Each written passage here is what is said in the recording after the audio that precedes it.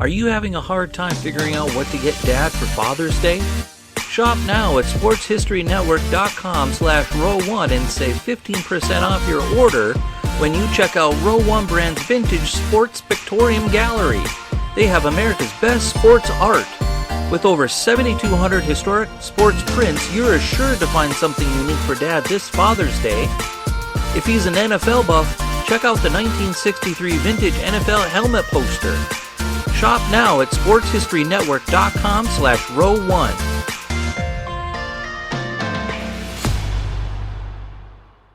When Bobby Thomson hit the shot heard round the world, the man standing in left field and watching the ball sail over his head was Andy Pafko. The irony of that shot is this. Just a few years later, the two would be teammates and roommates for the Milwaukee Braves. And while almost everyone knows the story of Thomson, few know the story of the terrific Andy Pafko. And we're going to tell it next on Sports Forgotten Heroes. This is Sports Forgotten Heroes, a tribute to the stars who shaped the games we love to watch and the games we love to play. Stars who provided us with many thrills, but when their time was up, they faded away. We'll take a look back at their spectacular careers, their moments of fame, even if it was just for one season or just one game. And now, here's your host, Warren Rogan. Hello and welcome to Sports Forgotten Heroes. I sure hope everyone is doing well out there and staying safe. It's certainly a really odd time, and I hope we all pull through this in great shape. Right now, we're supposed to be enjoying the action on the field, staring out at the beautifully manicured lawns of ballparks across the country, including one of the game's oldest and most storied, Wrigley Field. And that's where Andy Pafko played for 9 years of his career. He patrolled the outfield in Wrigley better than almost anyone. He could get to balls that few could dream about. And when he laid out and dove to rob a batter of a sure base hit, it was nothing less than spectacular. His arm, well, that was another spectacle. Few, and I mean few, dared to run on him. However, his reckless abandon in the outfield led to many injuries that sidelined him for long periods of time, and had he been able to stay healthy, he just might have been able to put up numbers that rivaled some of the game's greater ball players. Nonetheless, Andy Pafko was a stud, and today, author Joe Niese returns to Sports Forgotten Heroes. Joe has been my guest for shows on Gus DeRay and Burley Grimes, and I'm thrilled to have him back for this discussion on Pafko.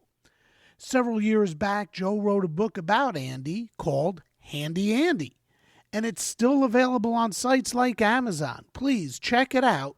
It's really a wonderful account of a ball player very few can recall. As always, a few notes before we get started. Please follow Sports Forgotten Heroes on Twitter at SportsFHeroes. Check out SFH on Instagram or look for the Sports Forgotten Heroes page on Facebook. And of course, check out sportsfh.com where I have more information on all my guests and the stars I talk about. Finally, if you would, please give Sports Forgotten Heroes a 5-star rating if you're listening on Apple Podcasts. And as always, thank you to all for your support. Now, let's get to today's show with my guest, Joe Niese.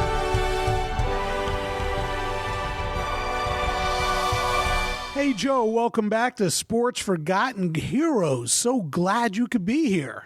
Thanks for having me once again, Warren. Appreciate it. Sure. Hey, we've done a few episodes together, and I thought it would be nice to start off by telling our listeners how or why you write about the heroes you do. Well, it's been proximity, I guess, to where I live. I live in western Wisconsin, and each of the subjects have been within about a 50-mile radius of where I live. So, and they all have ties actually to the Chippewa Valley, the Eau Claire, Wisconsin area where I grew up. And so all people, they're kind of the big names of professional athletes from the area. Mm-hmm. Pretty cool to have such names located so close to you. That's a pretty unique thing, I would think, especially for the area where you're located. Yeah. We're about an hour and a half east of the Twin Cities, Minneapolis, St. Paul.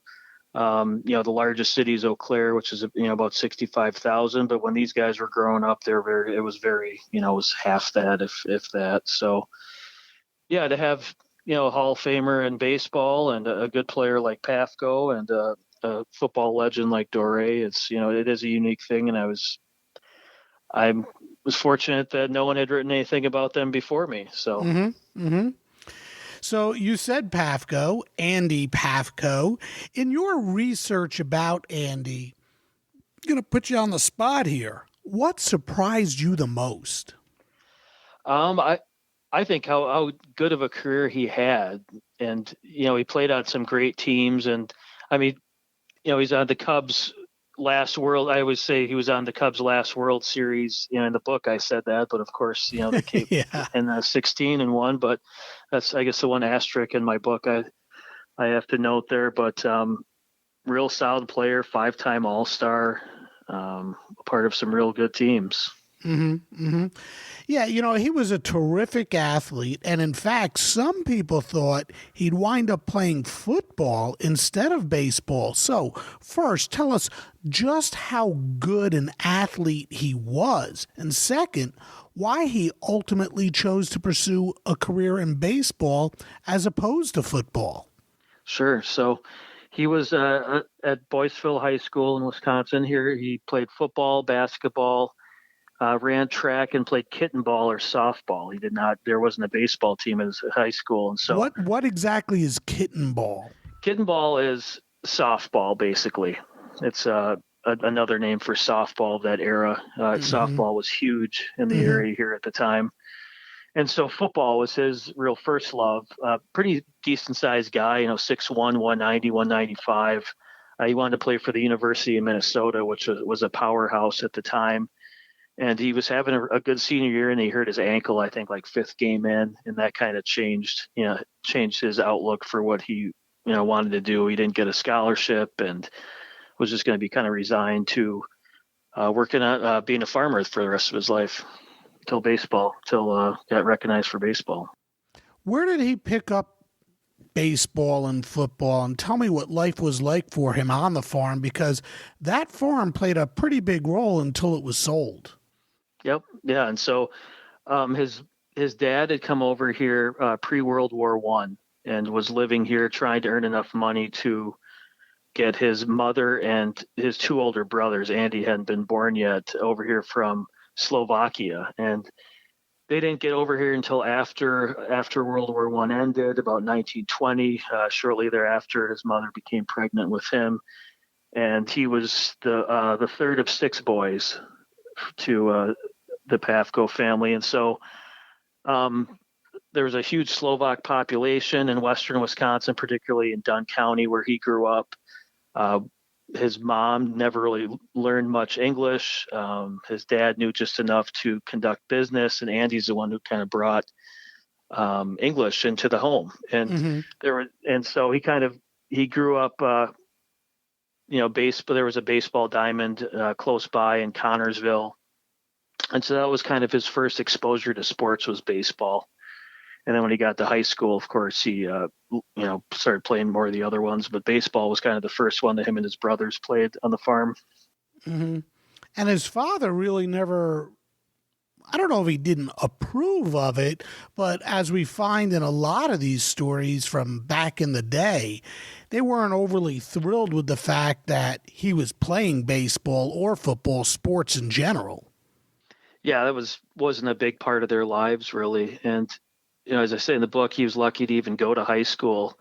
The bus driver for the high school was mapping his route out for the year to bring them in to Boyceville. Andy was about 15 minutes away from Boyceville, and the bus driver was just mapping out the route. Happened to drive by, saw Andy in the field, wondered why this kid's not on my list. He got out and spoke to Andy's father, and by the end of the conversation, he had talked Mr. Pafko into allowing Andy to attend high school.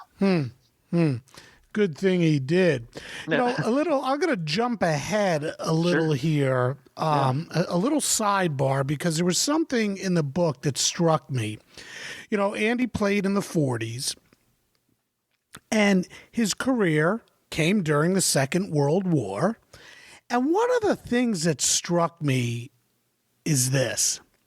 I've done a couple of podcasts about forgotten heroes whose careers took place during the war, and some of them, despite how good they were in their chosen sport, they were 4F from the military, Andy included. All of these guys wanted to serve, and they couldn't. They were 4F, and yet they starred in their sports, some of them at the ultimate highest of levels. Do you find that as strange as I do, that they are so darn good in between the lines, but they weren't, they couldn't serve? Yeah, it's kind of peculiar with those situations. I think Andy, he went to the draft board, a handful of times. He got 4F status, I think, for perforated eardrum, if I remember correctly. And I think there was some lasting effects from that childhood fire that he was in. If I could step back a little bit and talk about that, it was shortly before his 8th or 9th birthday, and him and two of his friends went to the Slovak Lutheran Church to get the fire going for the Sunday school, and one of the boys inadvertently threw high-test gasoline in, thinking it was regular gasoline to get the fire going. It blew up. That boy died. One of the other ones was severely burned. Andy suffered burns to the side of his face and was blind actually for a week. And I think there was some lingering effects from that contributed to his 4F status.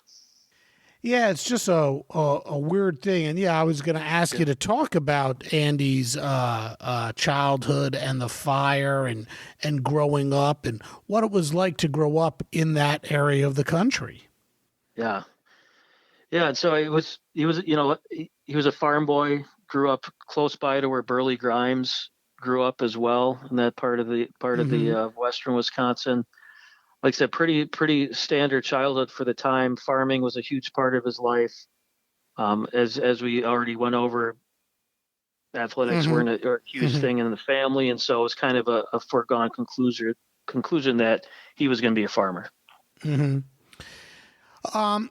was a really good ball player. Tell us about his amateur career and just how good he was. I mean, he caught the attention of a lot of people real early, and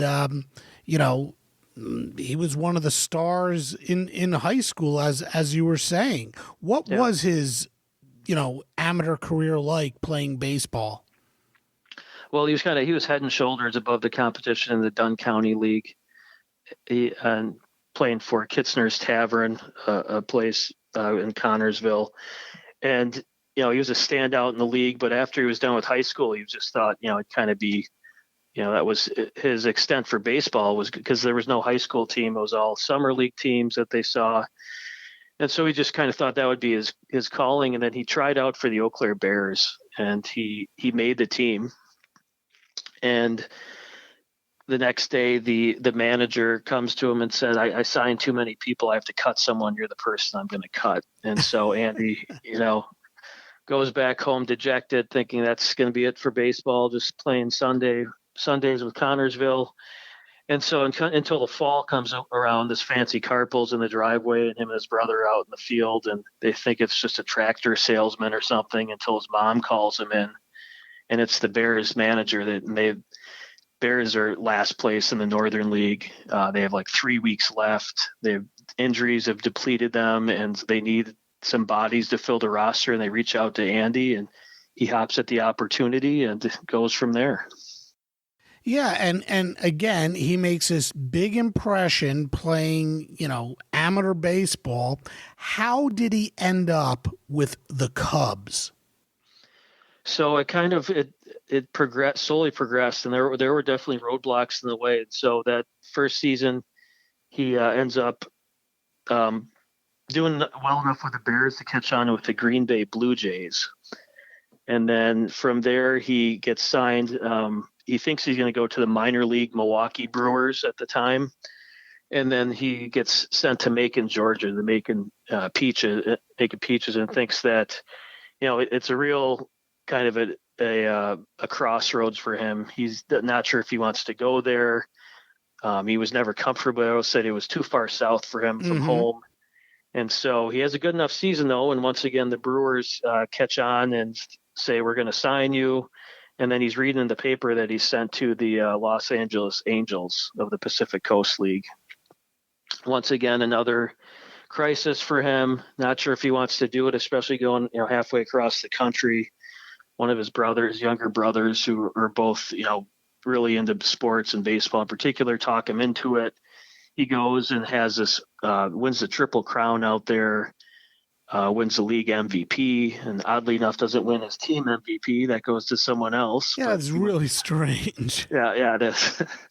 And so he gets a September call-up in 43 from the Cubs and goes from there.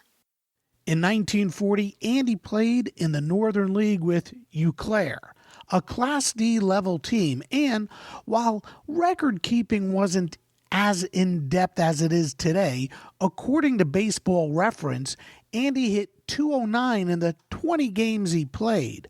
But in 1941, Andy started to show everyone just how good he was.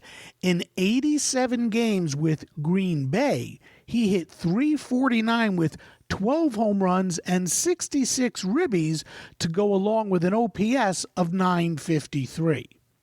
In 1942, Andy played with the Macon Peaches, a Class B affiliate of the Cubs, where he hit .300, and in 1943, Andy started the year with the Los Angeles Angels in the PCL and earned league MVP honors with a .356 batting average, 18 home runs, and 118 RBI. Andy also had 31 doubles, 13 triples, and stole 13 bases. He didn't get to finish out the season in the PCL and was called up to the Cubs, where he flashed enough brilliance with his glove and bat to earn a spot on the roster for the 1944 season. He makes his debut with the Cubs in 1943, and he stuck with the team. I mean, he made a pretty darn good first impression, hitting .379 in 58 at-bats, and he sticks with the team, and in his first full season, 1944, he hits .269. Certainly not as good as .379, but it was his defense that really made a difference. Tell us what kind of ball player Andy was. Was an all-out ball player. Had a great arm, was fast, would make spectacular catches. Was really an all-around player. Andy's defense is what stood out the most during the early portion of his career. There was virtually no ball he couldn't catch. He enjoyed playing center field because he thought he could track the ball better as opposed to playing left field or right field. As for the Cubs, they were putting together a team that should have been good for quite some time. Phil Cavarretta was playing first base. In his 20 years with the Cubs, he hit .292 and would win the National League MVP award in 1945. Stan Hack, now in his mid-30s, was still hitting the ball well. In 1944, he hit .282 and followed that by hitting .323, .285, and .271 over the next few years before retiring.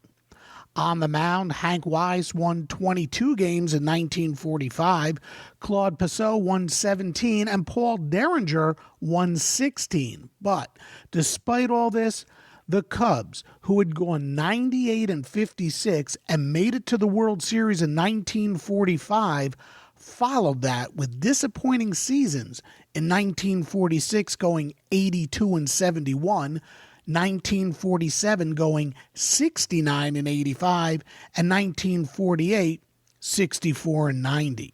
In fact, it wouldn't be until 1952 that the Cubs would finish the season at 500 when they went 77-77 with Cavaretta at the helm. But it was that 1945 season and World Series when Andy really arrived. In the regular season, he hit .298 with 12 home runs, but he knocked in 110. He had 24 doubles, 12 triples, and finished fourth in the race for the National League MVP. In the World Series, he hit just .214, but as expected, his glove was spectacular. And at that time, the Cubs were putting together a pretty good team. And in 1945, they made it to the World Series against the Tigers. What you talked about early on in the show, that when you wrote the book, that was the last time the Cubs had made the World Series. So first, who were some of the other guys that were playing for the Cubs back then that made that team so darned good? Oh, probably some of the bigger ones were Phil Cavaretta was one. Or some of the other guys on that 45 team. Stan Hack? Hack. Bowery was a pitcher. Gabby Hartnett, was he around at that point? Yep. Hartnett was not yet. Okay. Claude Passon was one of their main pitchers. Charlie Grimm was now their manager. But Pafko was he really had a coming out party, I think, in that 45 World Series.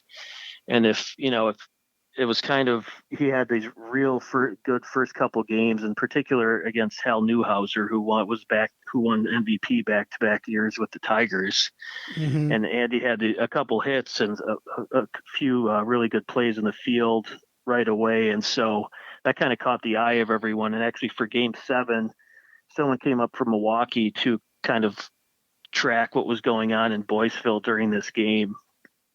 And it caught on with the Sporting News, picked it up and ran this huge spread on Pafko for Game 7. Of course, they end up losing, but there was this huge coverage surrounding him. And like I said, he was kind of the star of the series, even though, the Tigers won. Mm-hmm, mm-hmm. So the 45 season, they lose in the World Series to the Detroit Tigers in 7 games, and they're all poised to make another run in 46, but it wasn't the greatest of years for Andy in 1946. He was hurt. Why did Andy always get off, or Andy was an injury-prone player. Why? Why was he so injury-prone? So in 46 stuff, he had a kidney ailment, a really bad rash, but I think it was the way he approached the game a lot of times too, all out, would just lay out for catches, which were kind of become his signature for these type of catches he made. And just some bad luck sometimes running into injuries, just the way he played the ball. Yeah. As I was reading through your book and thinking about comparable ball players, we could all think of ball players who had no fear, and Andy was one of those. And if I had to draw a comparison to the way he played, I was giving it some thought, and I thought about guys like a Fred Lynn or a Jim Edmonds, guys who routinely crashed into walls and they would just lay out to catch anything they could. And I would think that a lot of the injuries that Andy did suffer came from the fact that he had this reckless abandon in the outfield, no? Yeah, you put that perfectly. Those are two really good players to compare him to, the way that they approach the game and, unfortunately, the ramifications of how they played. Mm-hmm. So here's Andy Pafko, a really, just this great ball player. Just everything is looking up for him. And he's a star outfielder. And along comes a season in which he gets switched to third base. So he's a stud outfielder and gets switched to third base. And not only was he switched to third base, he was switched to third base after the Cubs had acquired another terrific third baseman in Frank Gustine from the Pittsburgh Pirates. Why was Andy switched to third base? Did it have anything to do with his reckless abandon in the outfield? Did it have anything to do with trying to keep him healthy and keep him on the field? Yeah, I think Grimm thought, and I think that's likely the reason Grimm thought so highly of him. They wanted to keep him in the lineup, and he kept getting injured. He was an all-star outfielder, one of the best outfielders in the National League at the time. And they move him into third base, and I think partially to keep him healthy. And he ended up making the All-Star game that year. He was the first player to start an All-Star game in two different positions in back-to-back years. In 1948, Andy Pafko and Frank Gustine were the National League All-Star third basemen. Gustine, who was playing for the Pittsburgh Pirates, hit .267 for the year with 9 home runs and 42 ribbies. It was the third straight year he had played third base in the All-Star game. He possessed a solid glove, and that, more than anything else, is why he was an all-star. Pafko, who was playing third base for the first time in his career, had a really good 1948. He hit .312 with 26 home runs, 101 RBI, and added 30 doubles while striking out just 50 times in 606 at-bats. As the season wore on, he got better defensively, but the Cubs wanted him back in the outfield where he was stronger. So, during the offseason, Chicago engineered a trade with the Pirates for their all-star, Frank Gustine. Chicago sent pitcher Cliff Chambers, who was coming off a rookie year in which he went 2-9, along with Clyde McCullough, a light-hitting catcher, to Pittsburgh for Gustine and seldom-used pitcher Cal McLeish. Gustine didn't fare well with Chicago. Just 29 years old, he hit .226 with 4 homers and 27 RBI in 76 games. Chicago waived Gustine. He was picked up by the Philadelphia Athletics and was then part of a trade with the St. Louis Browns. Unfortunately, Gustine didn't last very long. In 1950, he played in just 9 games and was released. Meanwhile, in 1949, Pafko split his time between the outfield and third base. He hit .281 with 18 homers and 69 RBI. In 1950, he played the outfield exclusively and hit .304 with a career-high 36 home runs and 92 runs batted in. In fact, in 1950, Andy hit more home runs, 36, than he had strikeouts, 32. Yeah, it was 48. He hit .312. He had 26 home runs and 101 RBIs. I mean, and he played in 142 games. So he was really, establishing himself as one of the best players in the game. And he goes through this transition to go from outfield to third base. And then in 1949, he gets switched back to the outfield. And that, turned out to be somewhat of a downer of a season for Andy Pafko. I mean, he had a lot of off-field distractions. His mother died, unfortunately. He missed the wedding ceremony of his brothers. 2 brothers got married the same day, and the Cubs didn't do too well. Can you talk at all about that trying season, 1949, why he was switched back to the outfield and just all these off-field distractions?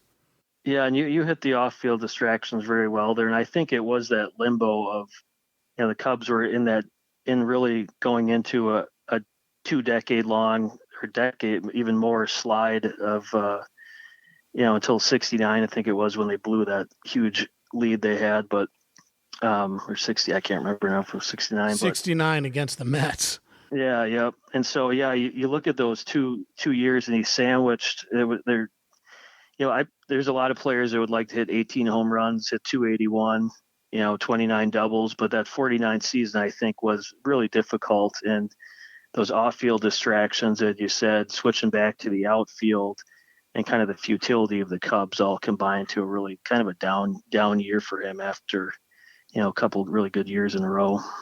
Yeah, I mean, in 1948, he hit 26 home runs, knocked in 101, hit 312. And like you said, hitting 18 homers and batting 281 is not the worst thing in the world. And by the way, he was on the All-Star team that year.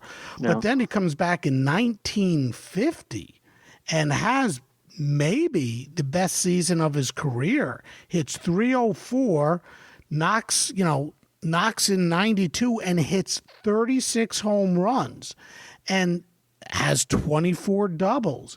So what was the difference? And by the way, he was 29 years old at this point, so he's in the prime of his career. What was the difference here? Why all of a sudden was he able to recapture that magic that he had lost previously? I think he was comfortably back in the outfield. One of my favorite stats from that year, too, is that he hit 36 home runs and struck out only 32 times.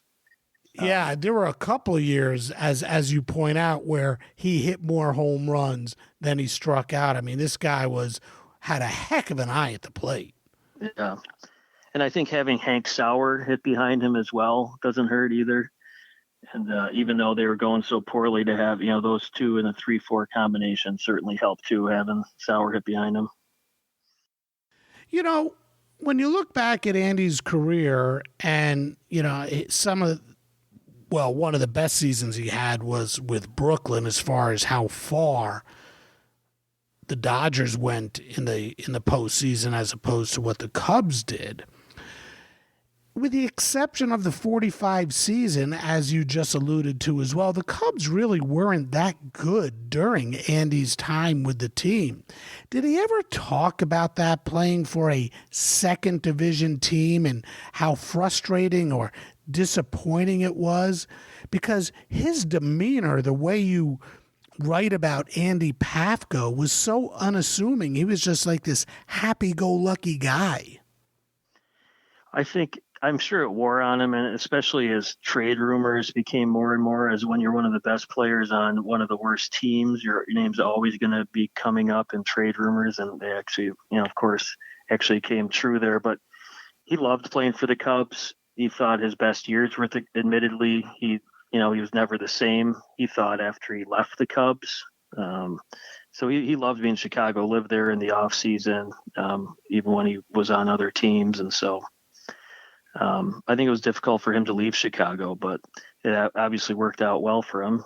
So in his 9 years with the Cubs, Pafko put up some pretty good numbers. He hit .294 with 126 home runs and 584 runs batted in, and he had an OPS of .829. And he added 162 doubles and 40 triples. His best year was arguably 1948, when he hit .312 with 26 homers and 101 RBI. The Cubs, however, outside of the 1945 season, were nothing more than a mediocre ball club, when, by all accounts, they should have done better. What about off the field? What was his life like off the field? He was not a partier. Like I said, a pretty happy-go-lucky guy, a pretty unassuming guy. What was life like for Andy Pafko away from Wrigley Field? As you said, they're very, very quiet. When he moved there as a single guy, would live at the hotel where the team was, wouldn't really go out and fraternize with his teammates. He was a shy person. Still spoke with a Slovak accent as well, just from learning that, being his first language really was Slovak. Got married in 45 to his wife Ellen, another Slovak, and from the area in Chicago. And so very quiet off field, unassuming, held various jobs, sporting goods store jobs and stuff. So was pretty much a model citizen, was loved by fans of all ages. Pafko was very popular wherever he went. And another note here, I mean, there were several companies that engaged with Andy for endorsements at this point during his career. So, here's a guy who, as we just said, was very unassuming, happy-go-lucky, didn't cause trouble. He was an all-star, one of the most sought-after players in trades. Other teams wanted Andy Pafko, a guy with as clean a reputation as could be. Yet, when we talk about great players, his name rarely comes up. What gives? Why is he not remembered as much as his peers? Heck, Frankie Frisch, the Cubs manager, once compared him to Ty Cobb and Tris Speaker. I mean, that's pretty good company. Yeah, and I think he was the best player on the Cubs on bad Cubs teams. Even in that 45 World Series, he had that breakout series, but was still the younger guy on the team there. There was other veterans that were kind of ahead of him, and then he went to the Dodgers and was pushed further into the shadows. And then the Braves, he was very popular, but they had Spawn and then Matthews, and then Aaron came around. And he was an unassuming guy, wasn't pushing himself out there. And I think, to baseball people, he was a great player, but, maybe to the fan, he didn't have the allure that some of those other players did. One of the fun things about being a baseball fan, heck, being a sports fan, is playing what if. What could have happened if? And I found myself doing that with Andy. What if he didn't have all of those injuries? What if he played for a better team? It's the same as saying, what if Ted Williams didn't spend so much time serving in the military, or Willie Mays? These guys might have had more home runs than Babe Ruth. They might have been regarded as even greater than they were. So when you look back and you say, what if? What can we say about Andy Pafko? What if he didn't suffer the amount of injuries and miss as much time as he did? Do you think there's any possibility he would be a much more revered player than he is? I think so. I think you're onto something there. And yeah, there's always what ifs in it. There's a lot of what ifs with players, but yeah, those bad Cubs teams, and then he went to the Dodgers and didn't do too well with them. He of course got injured right away with the Dodgers, which I don't think is talked about enough, and that impact on that 51 season. And then by the time he was with the Braves, had a couple decent seasons, but was a part-time player after the first couple years, and so injuries took his toll. The way he approached the game started to take his toll on his body. Mm-hmm. The Cubs, year in and year out, were approached with trade offers for Andy, and they never budged. And that is until the Dodgers finally acquired him midway through the 1951 season. Why did the Cubs finally make the trade, and how did Andy react? I think they just finally got what they wanted, and I think they were just the writing was on the wall that they weren't going to improve anytime soon, and so they wanted to get something for him, and it was very devastating for Andy and Ellen. They just bought a brownstone home the previous off season. Just figure that's where they're going to be for life. He's going to be a Cub for life, and then the Dodgers are in town, and June 15th he's traded to the Dodgers. He's in the Cubs clubhouse one day and the Dodgers the next. Yeah, it's crazy. I mean, he didn't have to go pretty far to change teams. I guess If you're going to be traded, that's sort of the way you want it. The crazy thing about it is here he's on the Cubs one day, the Dodgers the next, in Wrigley Field. He makes his debut with the Dodgers, hits a home run. This fan favorite of the Chicago Cubs, who could do no wrong, hits a home run. And what do the Cub fans do? They boo. Yeah, it's the first time he was ever booed at Wrigley Field. You know, there was a lot of pressure on him to help Brooklyn win. He hits the home run his debut, not too shabby, but then things went south. What happened? Yeah, later in that game, he hyperextended his knee, legging one out at first base, and didn't tell anyone. Just got worse and worse. A couple weeks later, he had this huge hematoma on the back of his knee, and had to sit out for a while. I don't think he ever fully recovered from it that season. And the acquisition of Pafko, I think, was kind of insurance, because the Dodgers were so far ahead at that point. It was almost like they were just stacking their lineup. And so I'm sure some people pointed fingers at him because of that, but he was injured. I don't think he ever, fully recovered from that injury that year. Yeah, his totals for the season weren't the worst. I mean, if I look back here, for the year, he hit 30 home runs in 1951, and he knocked in 93, but he had a batting average of 255. And of course, Joe, we're talking about the 1951 season, and the pressure on Andy. He was supposed to be the guy that helped put the Dodgers over the top. And they had this big lead against the New York Giants, and no one could have ever imagined what was going to happen, especially Andy, who started his year with the Cubs. What role did Andy play in the collapse of the Dodgers? Did he play a role in the collapse of the Dodgers? I think there are so many factors. And like I said, I'm sure people pointed fingers at him that maybe it broke up the team chemistry, adding a star like him to the lineup, another star. In all actuality, I mean, he was one of the reasons they got to that 3-game playoff with the Giants. That last game of the season, he played a key role in that, just to get them to that 3-game series. So I don't know. There's so many reasons why things went wrong, and maybe the acquisition of Pafko played a part in it. I'm not really sure. The 1951 season, of course, was one for the ages. First, Andy. Overall, between Chicago and Brooklyn, he hit .255 with 30 home runs and 93 ribbies.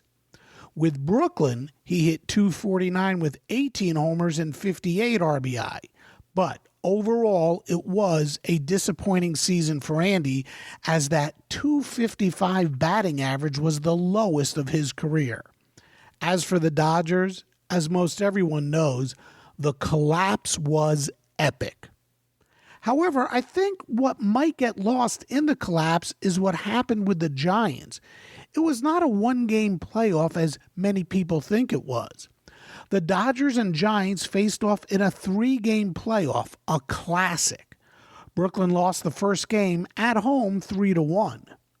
Game 2 at the Polo Grounds, which, by the way, was within walking distance of Yankee Stadium, saw the Dodgers tie the series in a 10-0 clubbing of New York. But it was the Game 3 stunner in which the Giants clawed their way back in to win it in the bottom of the 9th, 5-4 on the Bobby Thomson home run, of which Andy Pafko ran out of room and watched the ball sail over his head into the left field seats.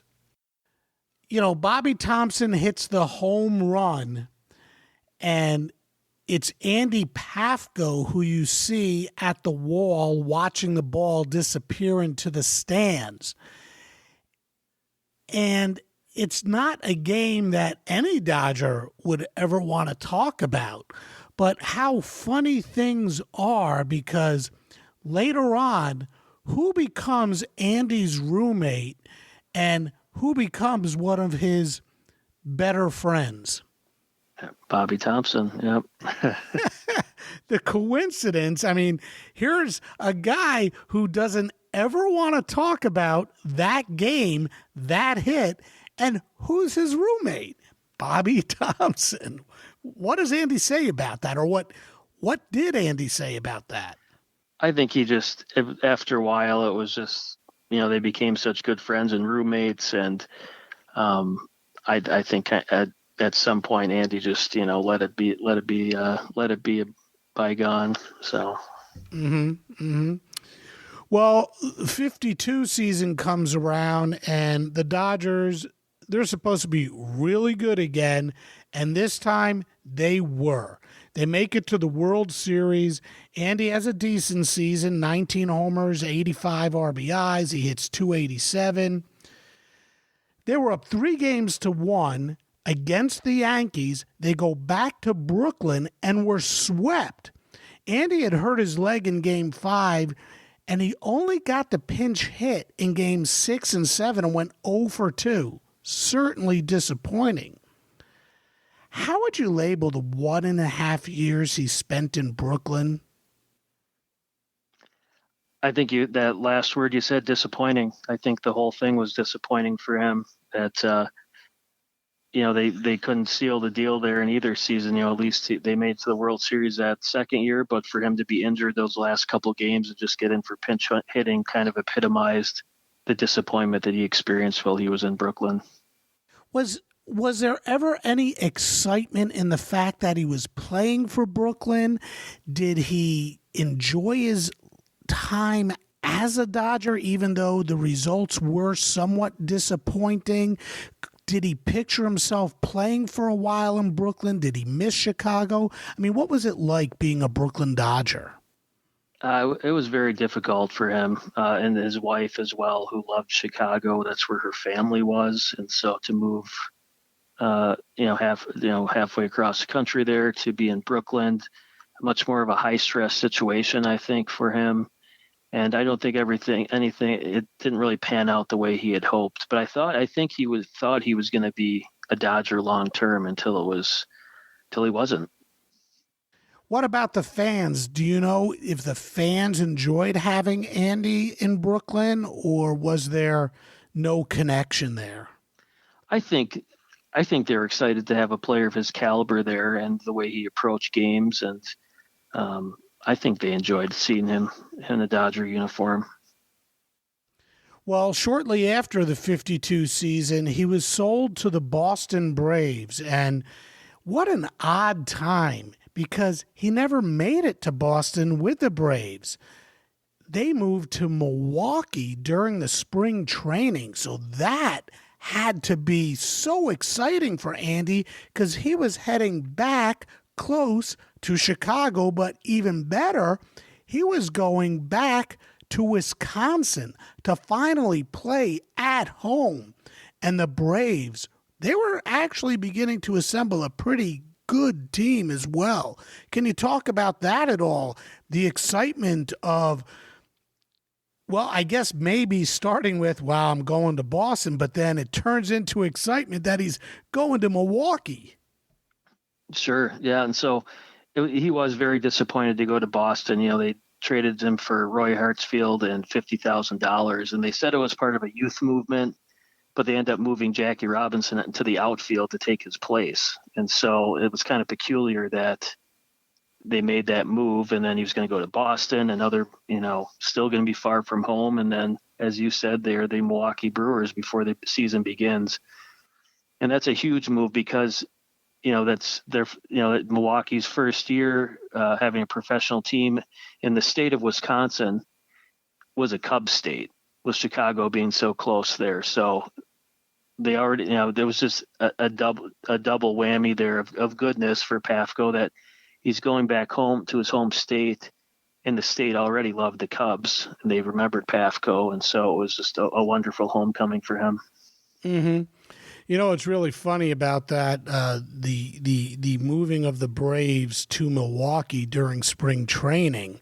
As most of us know, the Braves didn't last very long in Milwaukee, and 16 years later, the Seattle Pilots at the end of spring training end up in Milwaukee. So it's twice that Milwaukee gets a team in spring training. But let's go back to just how excited the people of Milwaukee were to be getting the Braves. I mean, they packed the stadiums. Talk about the excitement of having a Major League Baseball team in Milwaukee.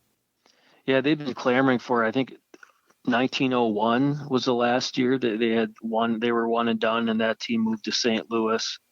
And so they were and they'd always had minor league ball. It was always a big baseball city. And so they were overjoyed to have a professional team there, major league team there again, I should say.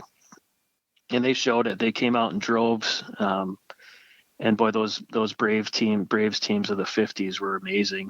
Just doing the research on them, and they're head to head with the Dodgers, just this amazing rivalry. And it was, those teams were great. Well, Andy certainly showed up to play his first couple of years. Well, Andy always showed up to play. In fact, before we get into those couple of years that he did spend in Milwaukee, talk about how Andy prepared for a game. He was always one of the first ones there. What was Andy's routine like? You would get to the park, you'd get but work out, he would get rubbed down from the trainer by that, as we talked about. I mean, he was, pretty right away would always be in some sort of pain, so get rubbed down, get out. BP fielding was always there early, one of the first ones there. Well, like you said, the fans really took to the team. In fact, I'm looking at it right now. They drew over 1.8 million people that first season, and there were no preseason ticket sales. Nobody knew there was going to be a team there. And man, did they have some really good players that first year. Del Crandall was their catcher. They had Joe Adcock. They had Eddie Matthews. I mean, this was, a heck of a team. They had Warren Spahn, Johnny Antonelli. Talk about just how good the Braves were and what Andy brought to that team, why he was so important to a member of the Milwaukee Braves. I think his veteran presence, but also he was the only Wisconsin native on that team, and he had, those slew of Hall of Famers during that time, and definitely better players on the team than him, but he was always the fan favorite. And I think that really endeared him to the fans of Milwaukee.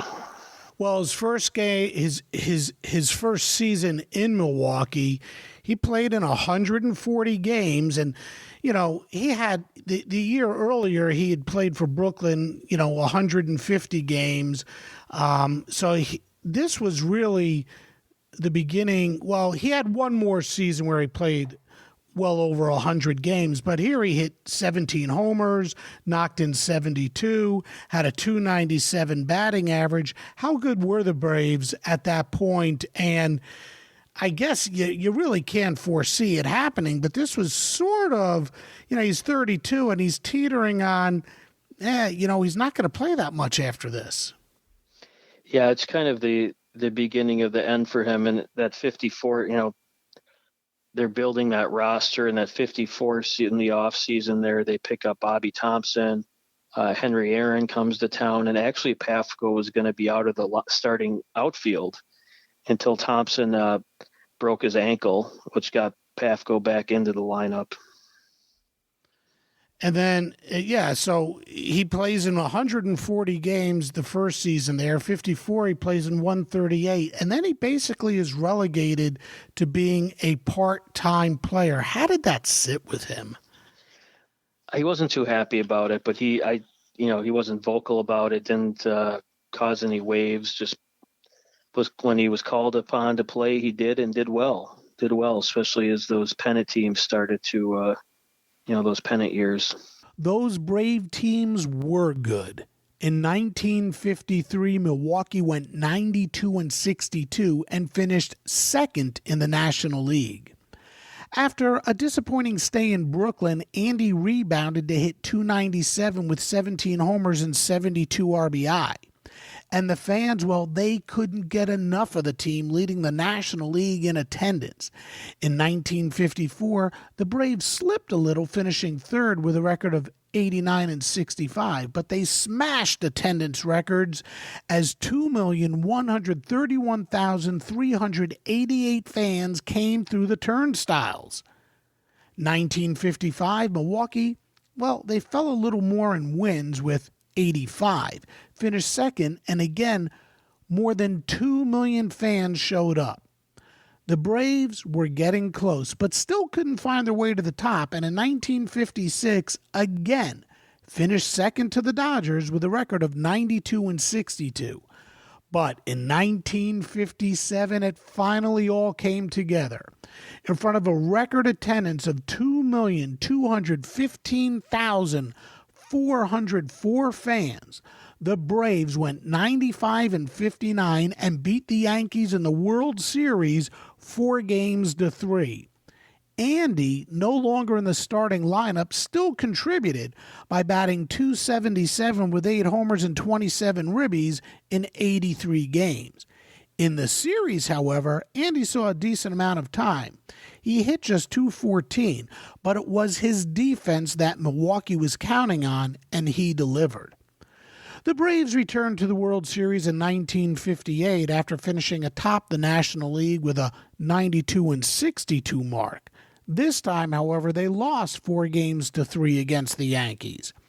Andy saw limited action in the 58 series and hit .333 in the 4 games he played. After that 58 series, however, Milwaukee steadily fell in the standings and attendance dropped. And when 1966 came around, the Milwaukee Braves were nothing more than a memory, and Atlanta was the beneficiary.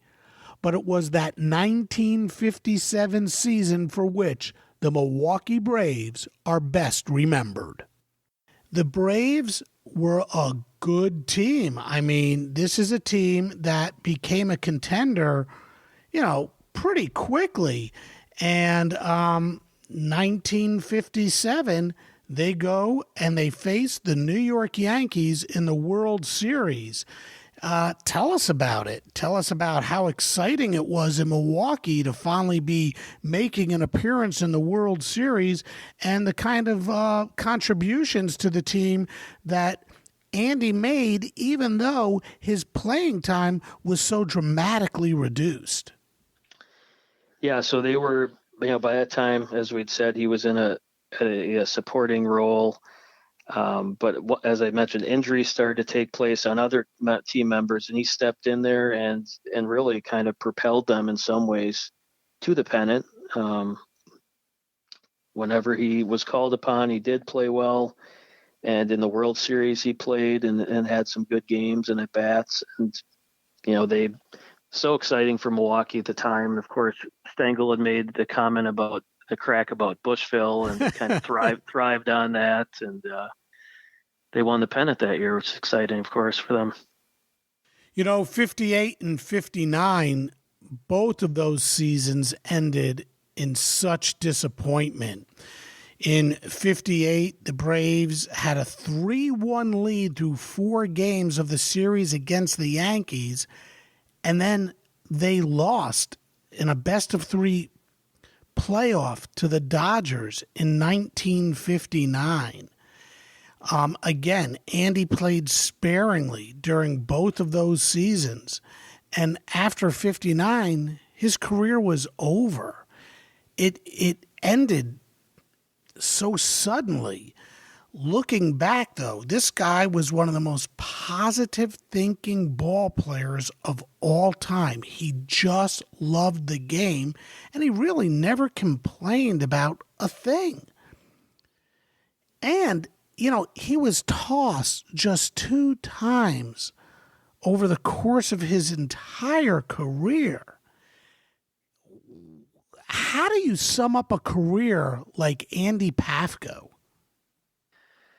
I think the term gets thrown a lot, but he definitely belongs in the Hall of Very Good. And I think that what you allude to there with the getting thrown out a couple times, just twice in his a pretty lengthy career, was kind of that under the radar player that he was at times. And so, a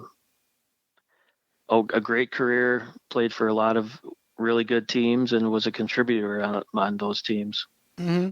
Did he want to stay in baseball afterwards? He did. I mean, he was going to be an umpire. He ended up being a coach for the Braves for a couple of years, a bench coach, and then was around the minors for a few years as a coach and a scout. And his last scouting job was in the late 60s for the Expos, who were an expansion team at the time. One of the things you mentioned was, I think it was twice, he was a co-manager. How does that happen? What is a co-manager? I think the teams they were just, I don't think they were that good teams that he was helping out with. And so they just decided that, neither one of them really wanted to take the reins. And so they decided to go at it just as a tandem. Well, Joe, I want to thank you so much for coming on Sports Forgotten Heroes yet again to talk about another terrific player from up in your neck of the woods, Andy Pafko. Have you been able to unearth any other sports stars from up there that you're thinking about maybe writing about? Nothing right now. I actually just handed in a manuscript to McFarland for Zach Wheat from Missouri. So that's going to be out early 2021. Well, when it comes out, you'll have to let me know, and we'll have you back on Sports Forgotten Heroes to talk about the great Zach Wheat. I'll get you a copy of the book sent to you from the publisher, and we'll talk about it. Awesome, Joe. Thanks again. Stay healthy. And you've been a great guest. Thanks, Warren. I appreciate it as always.